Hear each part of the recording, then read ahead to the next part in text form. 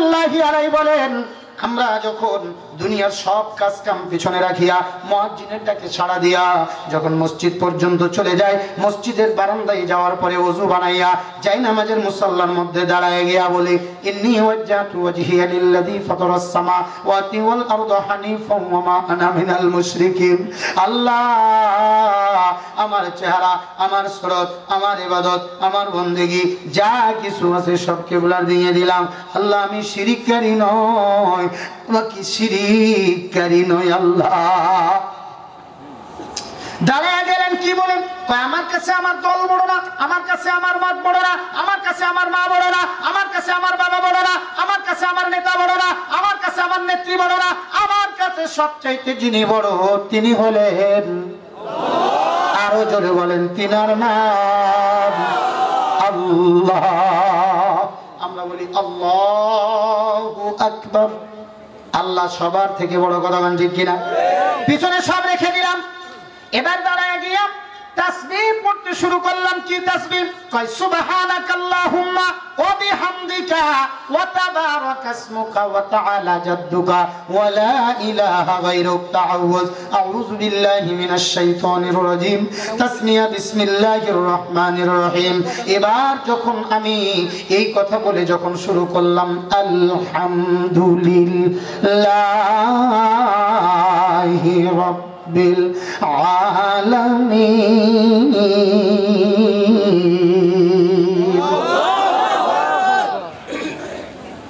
তার মানে আমরা ঘোষণা দিই, আল্লাহ আমার কাছে আমার দল মত নির্বিশেষে সব থেকে যিনি বড় তিনি হলেন আপনি আল্লাহ। এই যে আপনার সামনে মাথা ঝুঁকায়া এবার আপনার প্রশংসা শুরু করলাম, আলহামদুলিল্লাহি রাব্বিল আলামিন। মানে কি? সমস্ত প্রশংসা ওই আল্লাহ পাকের জন্য যিনি হলেন সমগ্র পৃথিবীর মালিক। আল্লামা কাজী সানাউল্লাহ পানিপত্তি রাহমাতুল্লাহি আলাইহি তাফসীরের কিতাবের মধ্যে লিখেন, আল্লাহ পাক রব্বুল আলামিন তখন বান্দার ওই ডাকের জবাব দিতে থাকেন। বান্দা যখন বলে আলহামদুলিল্লাহ, আল্লাহ পাক বলেন মানিল্লাহ। রব্বুল আলামিন বলেছেন, আল্লাহ তখন বলে মানির রব। এ বান্দা, এ ভালো ঘর মুসলমান, কার কথা বলছো? কে আল্লাহ? কার প্রশংসা আদায় করিস? কে রব? মানিল্লাহ, মানির রব। আমি রবও চিনি না, আল্লাহও চিনি না। আল্লাহ পাক রব্বুল আলামিন যখন এই কথা বলেন দ্বিতীয়বার, তখন আমরা বলি আর রহমানির রহিম। আল্লাহ গো, যিনি হলেন রহমান, যিনি হলেন রহিম, যিনি হলেন রহমান, যিনি হলেন রহিম।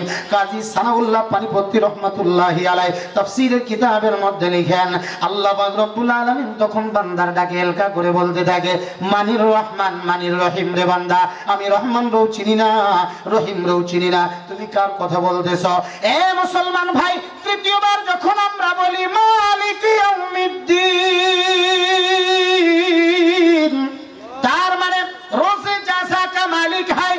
আমরা যখন বলতে থাকি আল্লাহ আল্লাহ, আমরা আপনার প্রশংসা আদায় করলাম, আপনি আল্লাহরও চিনলেন না, রবও চিনলেন না, কথা বললেন না, রবও চিনলেন না, আল্লাহরও চিনলেন না, রহমানরাও চিনলেন না, রহিমরাও চিনলেন না। আল্লাহ তাহলে আমাদের পরবর্তী ঘোষণা মালিক ইয়াউমিদ্দিন। আমরা যে রবের প্রশংসা আদায় করি তিনি হলেন কিয়ামত দিবসের মালিক। আওয়াজ করে বলা যাবে কি সুবহানাল্লাহ। এবার কাজী সানাউল্লাহ পানিপত্তি রাহমাতুল্লাহি আলাইহি উনার তাফসীরের কিতাবের মধ্যে লিখেন, আল্লাহ পাক রব্বুল আলামিন তখন বান্দার ডাকে সাড়া দেয়, বান্দার ডাকে বান্দার কাছে ধরা দিয়ে বলে আনা মালিক ইয়াউমিদ্দিন। সুবহানাল্লাহ। আল্লাহ পাক রব্বুল আলামিন তখন বলেন, শোনো, আনা মালিক ইয়াউমিদ্দিন, আমি তো কিয়ামত দিবসের মালিক। রে বান্দা, তাহলে কি আমার প্রশংসা আদায় করতেছো? আমরা তখন বলি জি আল্লাহ, আপনারই প্রশংসা আদায় করতেছি, কিয়ামত দিবসের মালিক আমার রবের প্রশংসা আদায় করতেছি। আল্লাহ তাআলা তখন বলে, কি রে বান্দা, তাহলে বল কি এমন কি বলতে চাস, কি প্রশংসা আদায় করে কি শোনাইতে চাস? আমাদের পরবর্তী ঘোষণা তখন আমরা দিই ইয়াকা না'বুদু। বলেন সবাই, ইয়াকা না'বুদু ওয়া ইয়াকা নাস্তাঈন।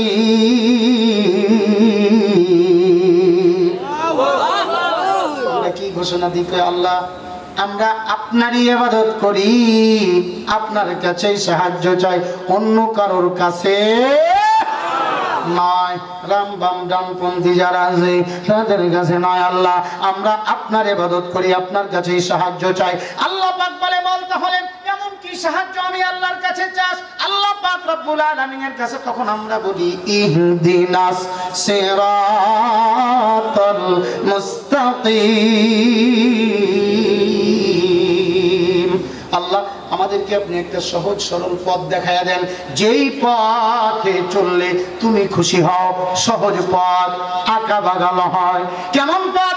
এবার আমরা পরবর্তীতে ঘোষণা দিয়ে বুঝাই, সিরাতাল্লাযীনা আন'আমতা আলাইহিম। আল্লাহ ওই সমস্ত মানুষদের পথ যারা আপনার পথে চলে আপনি তাদের উপর সন্তুষ্ট, তারাও আপনার উপর সন্তুষ্ট।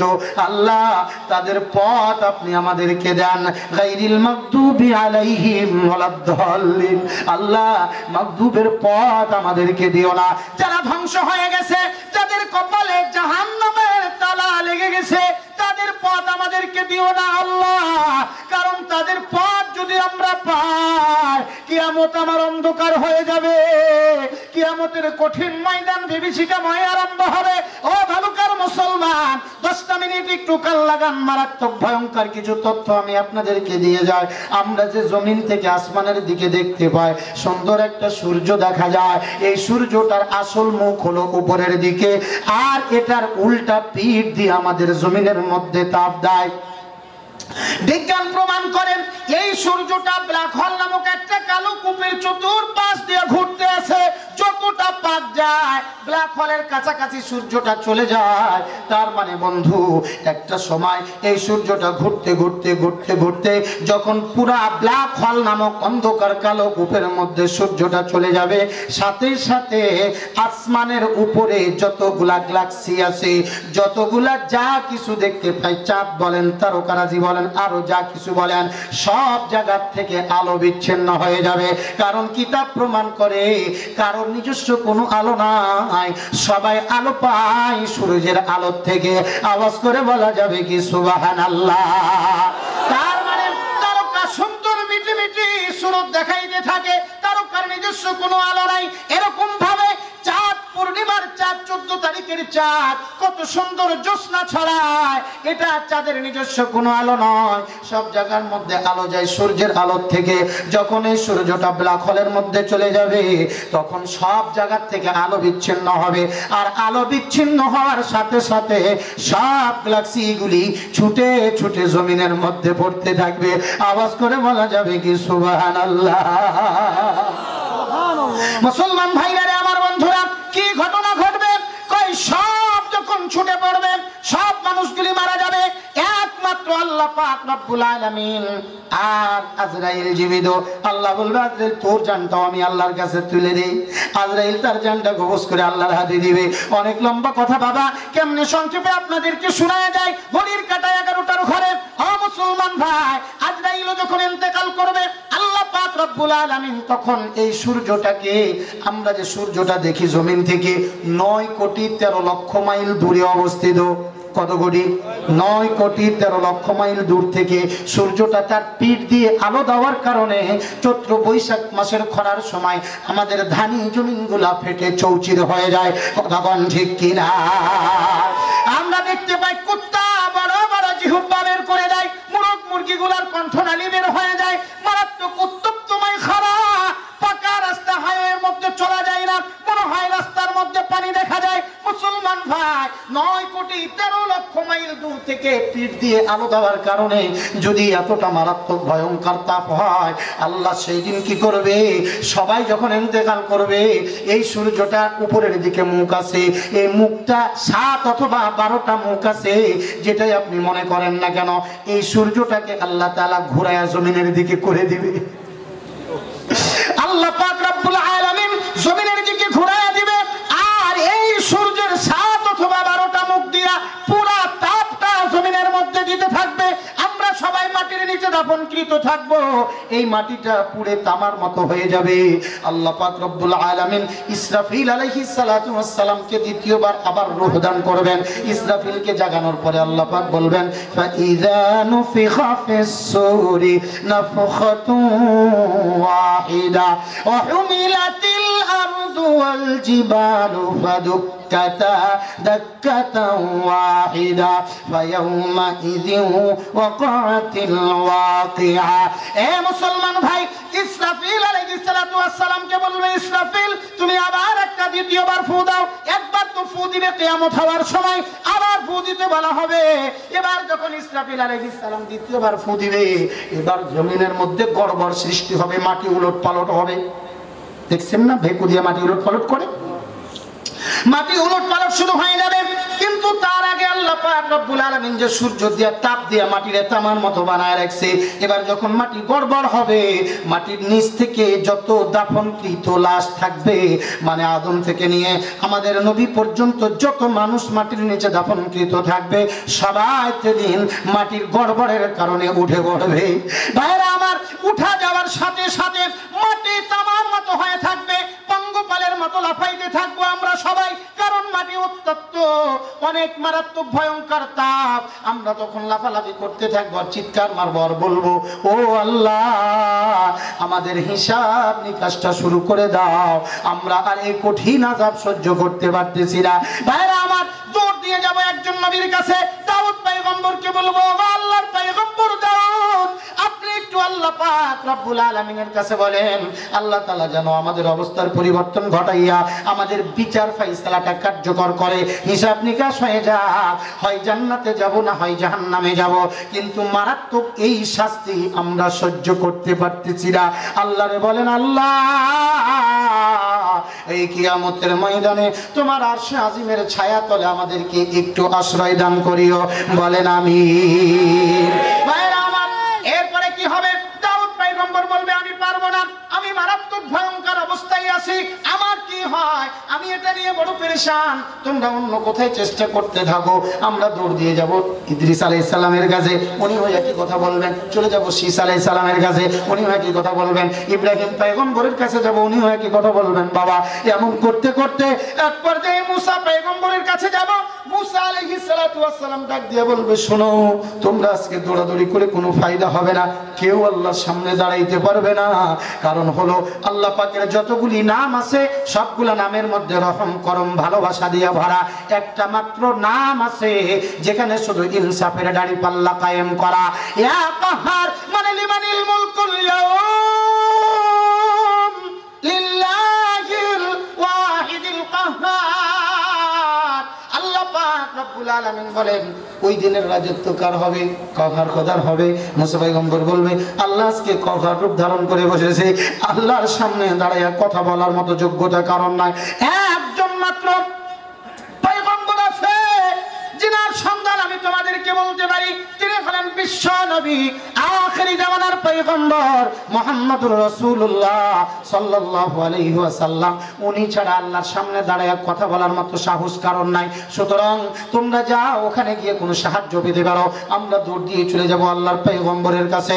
ওগো আল্লাহর পয়গম্বর, আমরা আর এই আযাব সহ্য করতে পারতেছি না, আপনি একটু আল্লাহ পাক রব্বুল আলামিনের কাছে বলেন, আল্লাহ তাআলা যেন আমাদের বিচার ফাইসালাটা কার্যকর করে দেয়, হিসাব নিকাশ হয়ে যাক, এরপরে আমাদের হয় জান্নাত হবে না হয় জাহান্নাম হবে।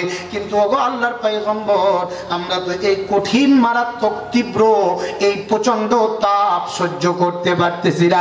আল্লাহর পয়গম্বর আল্লাহর কুরসির সামনে গিয়ে সিজদায় পড়ে যাবে। বাবা, অনেক লম্বা সময় আল্লাহর কুরসির সামনে সিজদা দিয়ে কিয়ামতের ময়দানে আল্লাহর নবী থাকবে। আল্লাহ পাক রব্বুল আলামিন বলবে, কিরে জিবরাইল, তাড়াতাড়ি যা, বন্ধু মাক্কি জীবন মাদানী জীবন অনেক কেঁদেছে, বন্ধুর শরীরের অনেক রক্ত জমিনে ঝরেছে, বন্ধুর শরীর থেকে অনেক ঘাম ঝরেছে। আজকে কিয়ামতের ময়দানে বন্ধু শুধু বলবে আর আমি আল্লাহ তা গ্রহণ করব। আমার বন্ধু আজকে কেন কান্দে? আমার বন্ধুরে সিজদা থেকে মাথা উঠাইতে বল, বন্ধু শুধু বলবে আর আমি আল্লাহ তা কবুল করব। জোরে জোরে কোন সুবহানাল্লাহ।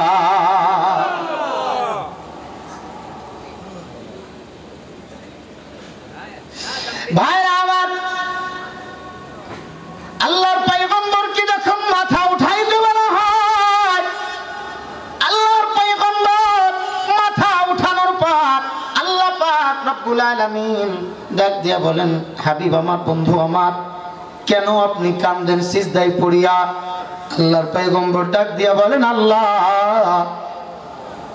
ওগো আল্লাহ, আমার উম্মতেরা বড় গুনাহগার, এরা কঠিন তীব্র এই উত্তপ্তময় জমিনের তাপ তারা সহ্য করতে পারতেছে না। আল্লাহ, আপনি একটু তাদের জন্য বিচার ফাইসালা কার্যকর করেন, তাদের হিসাব নিকাশ শুরু করেন। তাদের নেকি বদি ওজন দেওয়ার পর হয় তারা জান্নাতে যাবে, না হয় জাহান্নামে যাবে। আল্লাহ গো, তারা কিন্তু এই কঠিন মারাত্মক অবস্থা সহ্য করতে পারতেছে না। আল্লাহ পাক রব্বুল আলামিন আল্লাহর পয়গম্বরের কথাটা গ্রহণ করার পরে ফেরেশতাদেরকে বলবে, ও ফেরেশতারা, তোমরা কিয়ামতের ময়দানে সবাইকে ঘোষণা দিয়ে দাও, সবাই যেন কাতারবন্দি হয়ে যায়। ফেরেশতারা ঘোষণা করে দিবে, সব কিয়ামতবাসীরা আমরা সবাই কাতারবন্দি হয়ে যাব। কাতারবন্দি হওয়ার সাথে সাথে আমাদের ডানের বামের সামনের পিছনের সব দিককার মাটিগুলি সরে যাবে। অতটুকু মাটি শুধু বাকি থাকবে যতটুকু মাটির উপরে আমাদের পায়ের পাতা থাকবে। আর ডানেও গর্ত, বামেও গর্ত, সামনে গর্ত, পিছনে গর্ত, নিচের দিকে জাহান্নামের তৈরি আগুন দিয়া বানানো বড় বড় সাপ হা করে তাকায় রইছে। এক চুল পরিমাণ নড়চড় করবেন তো জাহান্নামের মধ্যে পড়বে। কেউ নড়ার মতো কোনো ক্ষমতা থাকবে না। সবাই একদম সোজা তীরের মতো দাঁড়ায় থাকবো। আল্লাহ পাক রব্বুল আলামিন সাথে সাথে ফেরেশতাদেরকে বলবে, শোনো বান্দারা এখন সোজা দাঁড়ানো বলে, জি আল্লাহ, কয়েকটা কাজ করো। এদের জীবনের দৈনন্দিন জীবনের যা আমলনামা ছিল তা এখন তাদের হাত পর্যন্ত দিয়ে দাও। তাদের আমলনামা মানে ওই যে আমাদের দুইজন লিখনেওয়ালা ফেরেশতা, নেকি আর বদি, এই এমন একটা কিতাব। বাইরে আমার, আল্লাহ পাক রব্বুল আলামিন বলবে, শোনো সবার হাতে হাতে আমলনামাগুলি দিয়ে দাও। নেককার যারা, মুত্তাকি যারা, আল্লাহওয়ালা যারা, তাকওয়াওয়ালা যারা, পরহেজগার যারা, তারা তো সুন্দর করে ডান হাতের মধ্যে আমলনামা পাবে। আর যারা বদকার, গুনাহগার, খতাকার, এরা যখন আমলনামাটা বাম হাতে নিয়ে যাবে, আল্লাহ পাক রব্বুল আলামিনের ফেরেশতারা বলবে, আল্লাহ, বদকারদের আমলনামাটা কেমনে আমি দিব? আল্লাহ পাক রব্বুল আলামিন বলে, শুনো, এদেরকে কত সহজে তোমরা আমলনামাটা দিও না, বরং তাদের আমলনামাটা বাম হাতে দিবা। তার আগে তাদের বাম হাতটা বুকটাকে ছিদ্র করিয়া পিঠের দিক দিয়া পিছন দিকে বের করে দাও। এরপরে তাদের বদ আমলটা তাদের পিছন দিকে হাতের মধ্যে দিয়ে দাও। বদকারদের এইভাবে যখন শাস্তি দিয়া তাদের হাত থেকে যখন বুকের ভিতরে দিয়ে ঢুকায়া দিয়া পিছন দিকে বের করার পর এবার যখন তাদের হাতের মধ্যে আমলনামা দেওয়া হবে, এবার যখন সবার হাতে হাতে আমলনামা চলে যাবে, কি দৃশ্যটা দাঁড়াবে? কয় নেককার যারা তারা তো ডান হাতে আমলনামা পেয়ে যাবে, বদকারদের আমলনামা তো যাবে পিঠের দিকে পিছনে, কারণ এই দিক দিয়ে বাম হাতটা ঢুকায়া দিবে, বুক ছিদ্র করে পিছন দিকে বের হবে। পিছন দিকে যখন বাম হাতে তাদের আমলনামাটা থাকবে, এবার আল্লাহ পাক রব্বুল আলামিন বলবে, ও আমার বান্দারা, দুনিয়ার মধ্যে আমি তোমাদেরকে সময় দিয়েছিলাম, সুযোগ দিয়েছিলাম, নেকি বদি ওজন করার জন্য আজকে সময় দেওয়া হয়েছিল।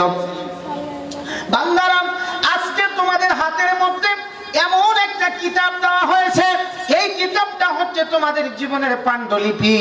সারাটি জীবন তুমি কি কাজ করেছো, কোথায় কোন অন্যায় করেছো, কোথায় কোন নেকির কাজ করেছো, আল্লাহ পাক বলবেন এক চুল পরিমাণ কোনো কম বেশ হয়েছে নাকি?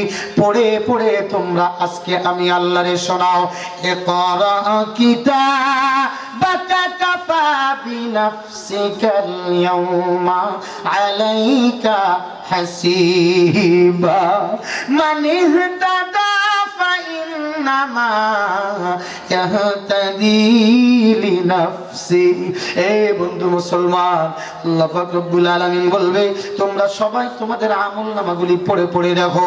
আমরা যখন আমলনামাগুলি পড়তে থাকবো, নেককাররা তো ডান হাতে আমলনামা নিয়ে পড়তে পারবে, কিন্তু বদকারদের চেহারা সামনের দিকে, বই তো পিছনের দিকে, কেমনে পড়বে?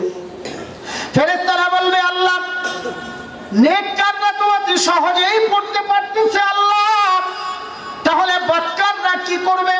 আল্লাহ পাক রব্বুল আলামিন বলবে, কেন তোমরা এখনো থেমে আছো? তাড়াতাড়ি যাও, বদকারদের মাথাটাকে মট করে ঘুরাইয়া দাও, মাথাটাকে গুনাহগারদের মত করে ঘুরাই দেওয়া হবে। এবার বুক সামনের দিকে, বুকের ভিতর দিয়া হাত পিঠের দিকে পিছনে, এখানে কিতাব মাথা ঘুরাই দেওয়া হবে। এবার তারা উল্টা দিকে কিতাব পড়বে আর দেখবে আর বলবে, আফসোস, এটা কেমন কিতাব যেখানে এক চুল পরিমাণও উলট পালট করা হয় না।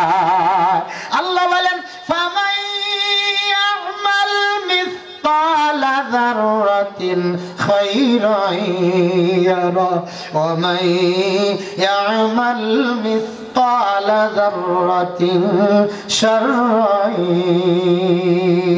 ইয়ারা।